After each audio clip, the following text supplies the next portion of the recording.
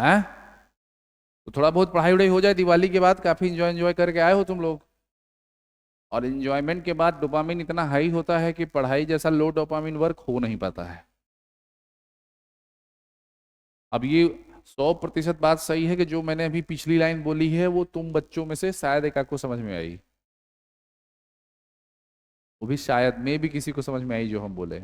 अच्छा, कुछ बच्चों को ये भी नहीं समझ में आया कि मैं किस बात को बोल रहा हूं, कि नहीं समझ में आई?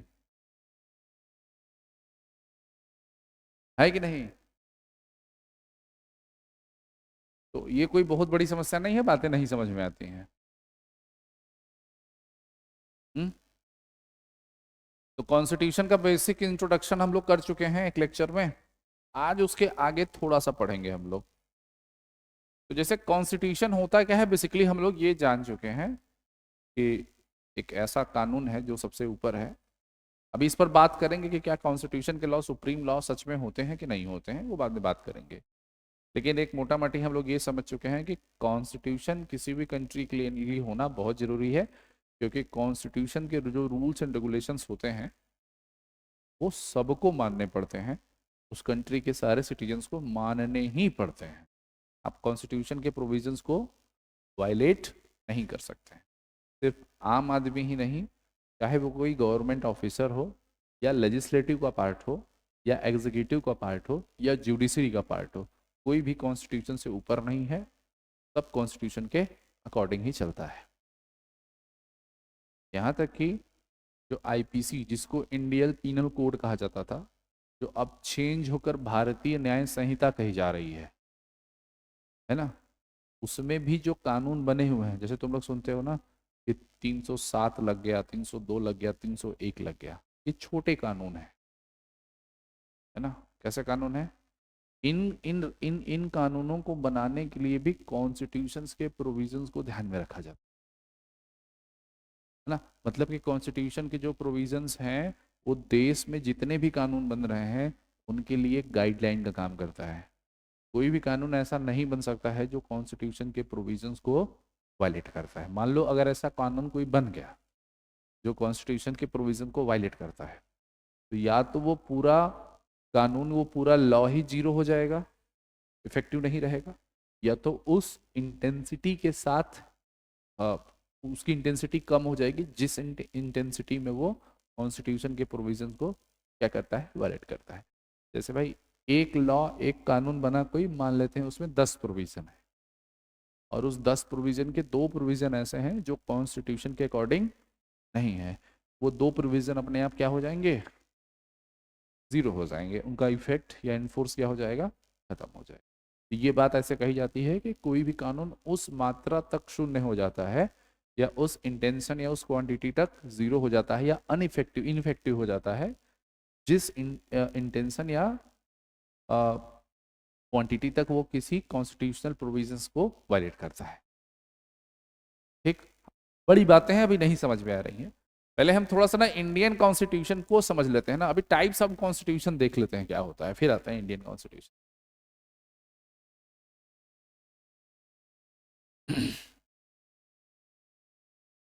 तो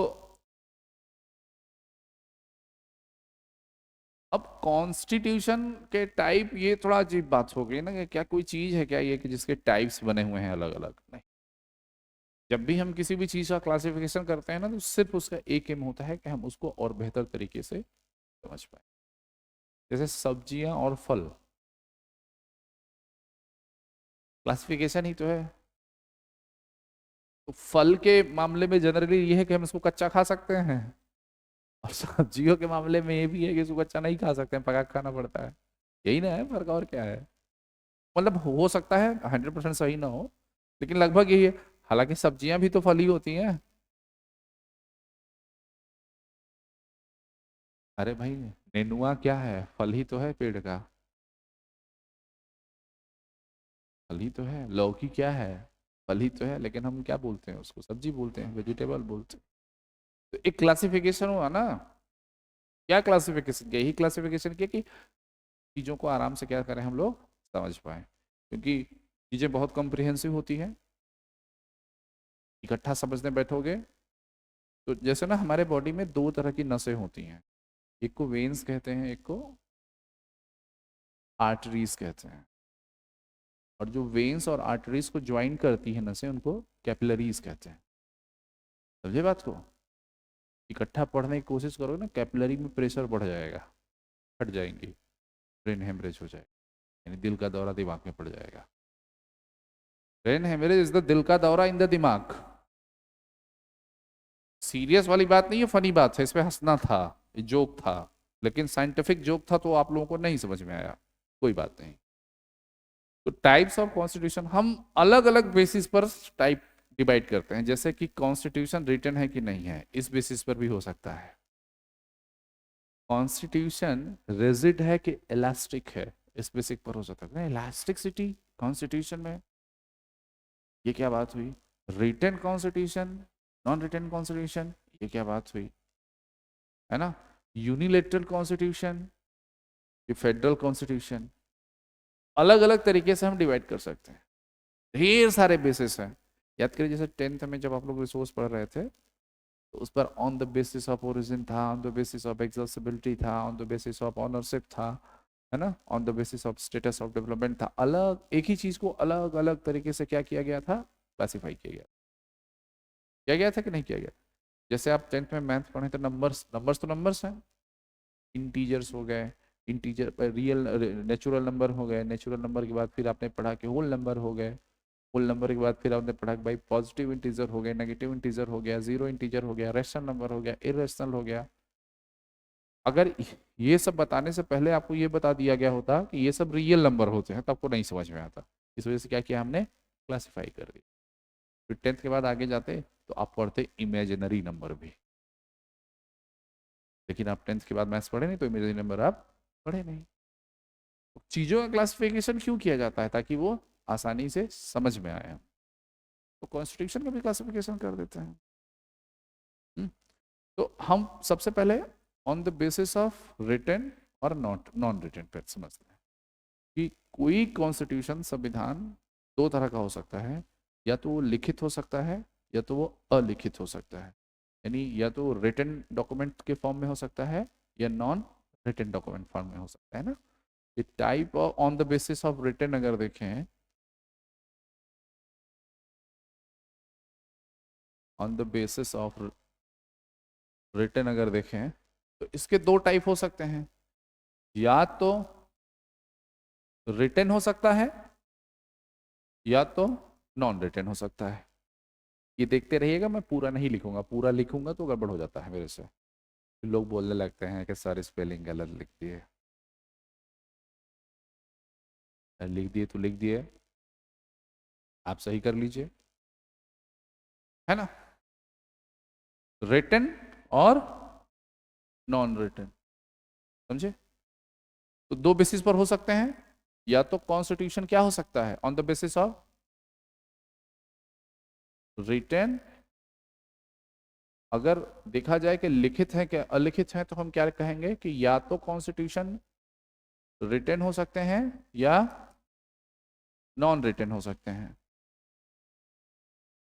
यानी यानी क्या, डॉक्यूमेंटेड फॉर्म, रिटन का मतलब क्या हो गया, डॉक्यूमेंटेड फॉर्म, है ना। रिटन का मतलब क्या हो गया कि वो या तो डॉक्यूमेंटेड फॉर्म में हो सकते हैं।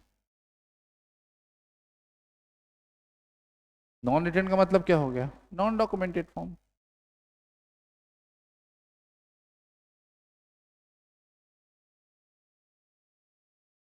समझे बात को? नहीं समझे, अब समझाते हैं। जैसे इंडिया का कॉन्स्टिट्यूशन जो है वो रिटन फॉर्म में है कि नहीं है, लिखा हुआ है, एक एक प्रोविजन उसमें लिखा हुआ है। वही इंग्लैंड चले जाओ, कहाँ चले जाओ, तो इंग्लैंड का कॉन्स्टिट्यूशन नॉन रिटन फॉर्म में है, कॉन्स्टिट्यूशन की कोई बुक वगैरह नहीं है वहां पर, नॉन रिटन फॉर्म में है। समझे कि नहीं? एक ये आधार हो गया, या तो कॉन्स्टिट्यूशन रिटन हो सकता है या तो रिटन हो सकता है। तो रिटन कॉन्स्टिट्यूशन का सबसे अच्छा एग्जांपल क्या है, इंडिया है। और नॉन रिटन कॉन्स्टिट्यूशन पर जो देश चलता है वो क्या है? अब ये मत समझिएगा कि वहाँ कॉन्स्टिट्यूशन नहीं है, लिखा हुआ नहीं है तो वहाँ कॉन्स्टिट्यूशन नहीं है। मैंने बताया था ना, कॉन्स्टिट्यूशन एक रिटन डॉक्यूमेंट से बढ़कर चीज होती है, एक पूरा इंस्टीट्यूशन होता है ये, है ना। तो इसका लिखा होना या न लिखा होना बहुत बड़ी बात नहीं होती है, आपको ये फॉलो करना ही पड़ता है, चाहे ये लिखा हो चाहे ना लिखा हो। तो ये नहीं है कि कॉन्स्टिट्यूशन अगर इंग्लैंड में नहीं लिखा हुआ है तो वहां पर अपने मन से जो भी उनका मन करता है वो करते होंगे, ऐसा नहीं है। Non written documented form constitution जो है उसका भी सेम काम है जो रिटन डॉक्यूमेंटेड फॉर्म का है, समझे।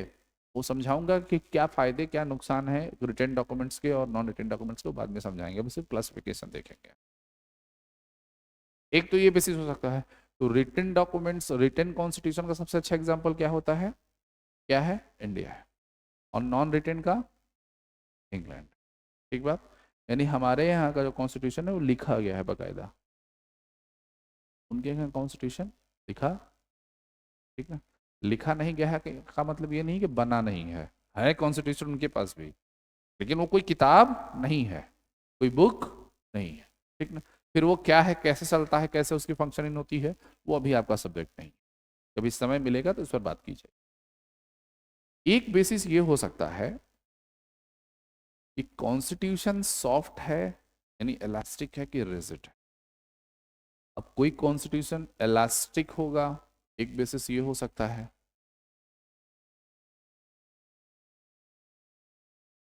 कि कोई कॉन्स्टिट्यूशन जो है या तो इलास्टिक हो सकता है या तो रिजिड हो सकता है। इलास्टिक का मतलब क्या है और रिजिड का मतलब क्या है। इलास्टिक का मतलब क्या, लचीला, रबड़ जैसे होता है ना, लचीला होता है ना इलास्टिक, मतलब जिसको आराम से, जिसकी शेप को बदला जा सके इलास्टिक। रिजिड का मतलब जिसकी शेप को आराम से नहीं बदला जा सके। यानी यहाँ कॉन्स्टिट्यूशन के इलास्टिक होने का या रिजिड होने का क्या मतलब। तो मैंने बताया था कि कॉन्स्टिट्यूशन में have amendments due to the respect of time. समय के साथ संविधान में क्या आते हैं, परिवर्तन आते हैं, चेंज आते रहते हैं, ये बताया था, याद है। तो कोई कॉन्स्टिट्यूशन इलास्टिक है या रिजिड है ना। ये इस बात पर डिपेंड करेगा कि उस कॉन्स्टिट्यूशन में जो अमेंडमेंट है, अमेंडमेंट का मतलब सुधार, जो अमेंडमेंट है वो आराम से हो जा रहा है, यानी अमेंडमेंट का जो प्रोसेस है वो इजी है, ये अमेंडमेंट का प्रोसेस जो है वो काफ़ी टफ है। टफ का मतलब है कि बहुत ज़्यादा उसमें डॉक्यूमेंटेशन है, बहुत ज़्यादा दाव पेच है, तब जाकर वो अमेंड होगा, सुधार होगा। समझे बात को। तो जिस कॉन्स्टिट्यूशन में अमेंडमेंट आराम से हो जाता है बिना किसी क्लिष्ट प्रक्रिया के या बिना किसी क्रिटिकल प्रोसेस के, वो इलास्टिक कॉन्स्टिट्यूशन कहलाता है, सॉफ्ट कॉन्स्टिट्यूशन कहलाता है, लचीला कॉन्स्टिट्यूशन कहलाता है। और जिस कॉन्स्टिट्यूशन में अमेंडमेंट काफी क्रिटिकल होता है, अमेंडमेंट काफी क्रिटिकल है, यानी उसके प्रोसेसेस काफी क्रिटिकल हैं, यानी किसी भी प्रोविजन को बहुत आराम से नहीं बदला जा सकता है, वो रिजिड कॉन्स्टिट्यूशन। कैसा कॉन्स्टिट्यूशन होता है। अच्छा, इलास्टिक कॉन्स्टिट्यूशन की बात करोगे तो तुम्हारे दिमाग में इंडिया आ रहा होगा, लेकिन इंडिया है नहीं। इलास्टिक कॉन्स्टिट्यूशन का सबसे अच्छा एग्जाम्पल है इंग्लैंड, क्योंकि नॉन रिटन फॉर्म है। तो इलास्टिक कॉन्स्टिट्यूशन का सबसे अच्छा एग्जाम्पल क्या है। और रेजिड कॉन्स्टिट्यूशन की बात करोगे तो अमेरिका, है ना। इंग्लैंड के कॉन्स्टिट्यूशन को, बड़े कॉन्स्टिट्यूशनल प्रोविजंस को आराम से वहाँ की पार्लियामेंट चेंज कर सकती है, बहुत दिक्कत नहीं होती है। अमेरिका के कॉन्स्टिट्यूशन को वहाँ की पार्लियामेंट आराम से चेंज नहीं कर सकती है ना।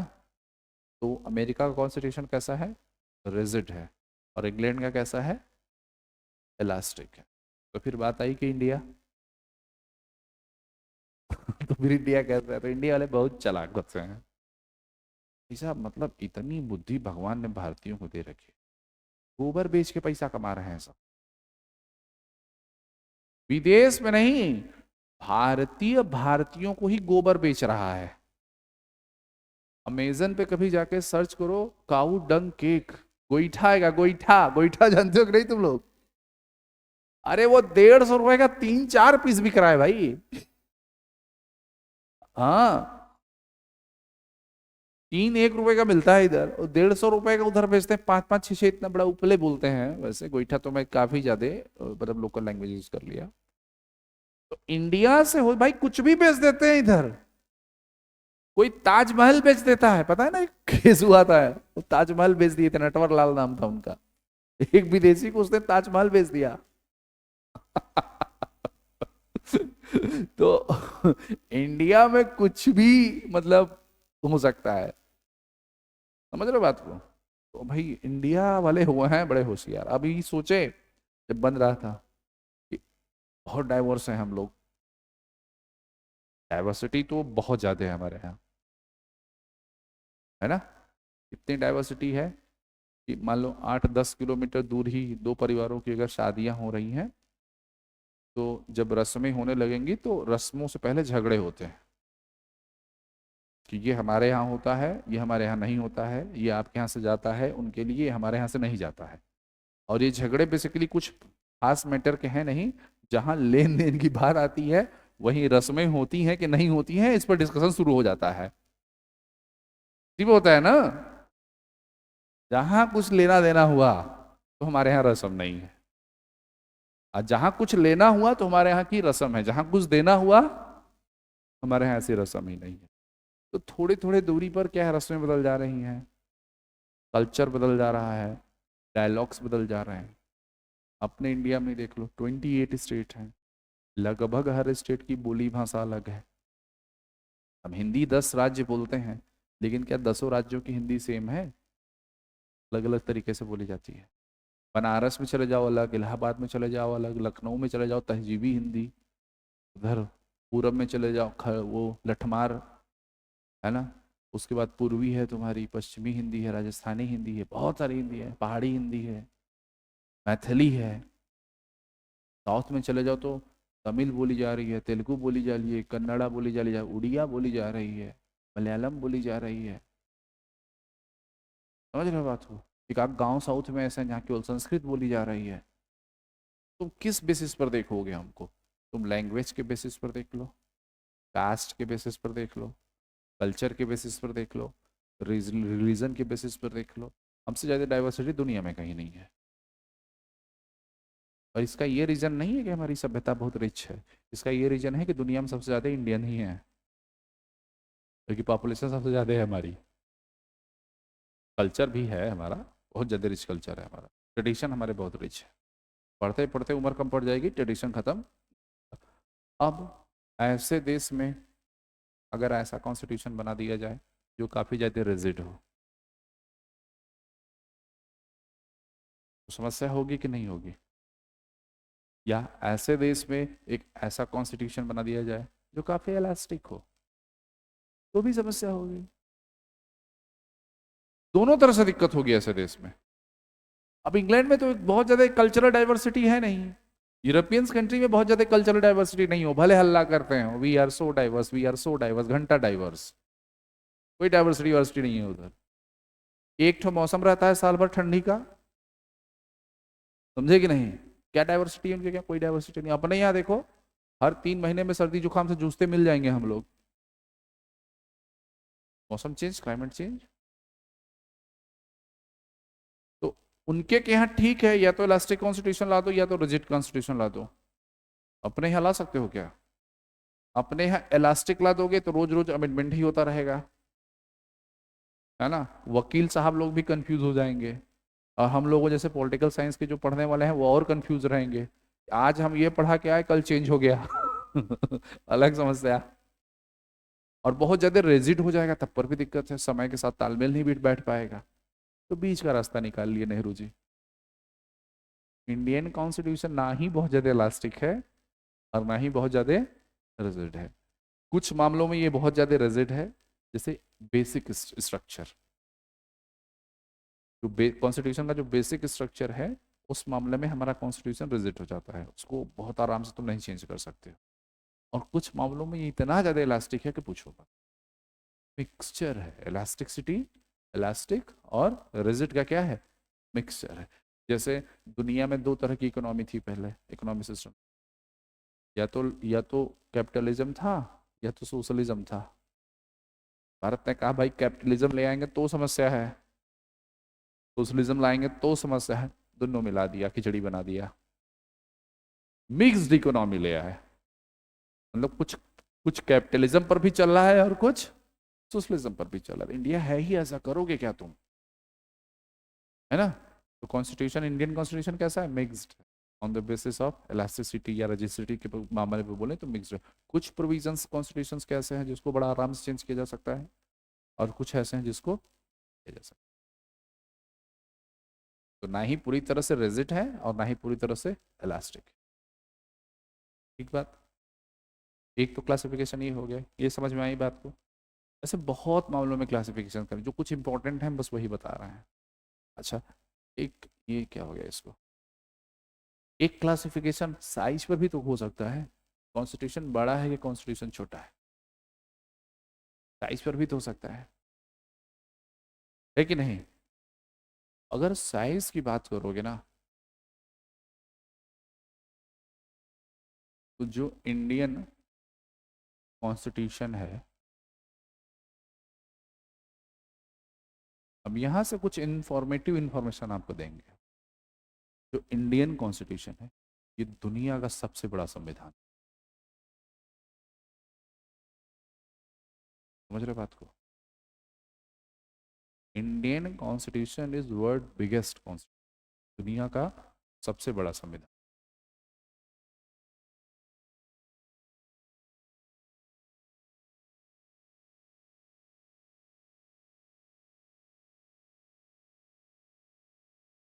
इंग्लैंड की तो चर्चा ही नहीं कर सकते हैं क्योंकि वो रिटन है ही नहीं।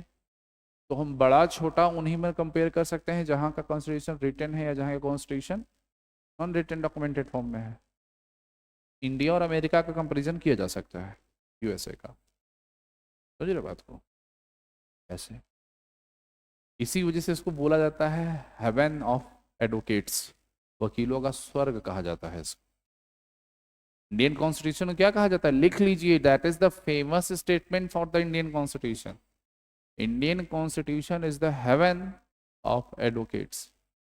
जो वकील साहब लोग होते हैं उनका स्वर्ग कहा जाता है, क्योंकि दुनिया का सबसे बड़ा कॉन्स्टिट्यूशन। तो दुनिया का सबसे छोटा कॉन्स्टिट्यूशन कौन सा होगा, तो यूएसए। उतना बड़ा देश है, दुनिया का सबसे छोटा कॉन्स्टिट्यूशन है। मेरे ख्याल से यहाँ पर सिर्फ 7 या 9, 7 या 9, अब देख लीजिएगा 7 है कि 9 है, इतने ही आर्टिकल्स हैं बस।